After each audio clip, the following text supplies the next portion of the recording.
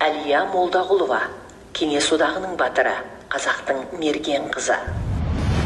Қобда бойында туып, Невада өскен Ленинградтық достары Лия деп сабақты үздік оқып, қоғамдық жұмыстарға белсене араласқаны үшін балалар оны біздің тынымсыз староста деп атайтын.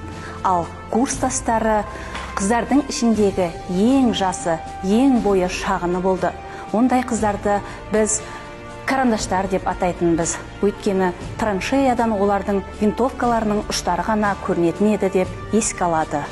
Ал өзі: мен қазақстандықпын, мен ленинградтықпын. Менің бауырларым соғыста, майданда соғысып жатқанда мен құр оқып, мотормен айналысып отыра алмаймын деп 17 жасында майданға аттанған қазақ қызының кім екенін сіз білесіз бе? 19 жасқа толмаған балғын балауса қызды соғысқа құлшындырған қандай мәселе деген, қандай сезім деген сауал еріксіз туады. Оның әкесі Нұрмұхаммедтің байдың тұқымы деп қудалануы, анасының ашаршылық кезінде бір картоп үшін атылып кетуі, сол кездегі саяси жүйенің әділетсіздігі, отанға деген сүйіспеншілігі оны майдан даласына жетеледі. 1942 жылы Рыбинская авиация техникумына ұшқыш емес, ұшуды даярлайтын маман ретінде қабылданған Әлия өзінің мақсатқа жетпей қоймайтын мінезінің арқасында Қызыл армия қатарына қабылданады.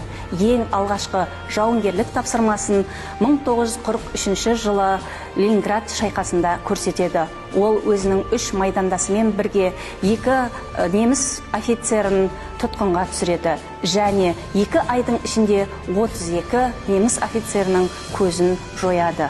20 ғасырдың аяулы қыздары Мәншік пен Әлия десек, екеуінің де көз жасының тамшысындай бірдей өмірлері бізді таңдандырады. Және екеуі де анасыз жетім өсті. Екеуі де бірі ағасының, бірі нағашысының қолында тәрбиеленді. Ерлік жолы да ұқсас болды. 1943 жылы Мәншік Невель қаласы үшін шайқаста мерт болса, ал Әлия 1944 жылы 14 қаңтарда Казачье селосын алуда мерт болды. Екеуінің де ерлік жолы кейінгі ұрпаққа мәңгілік дастан болып жазылды.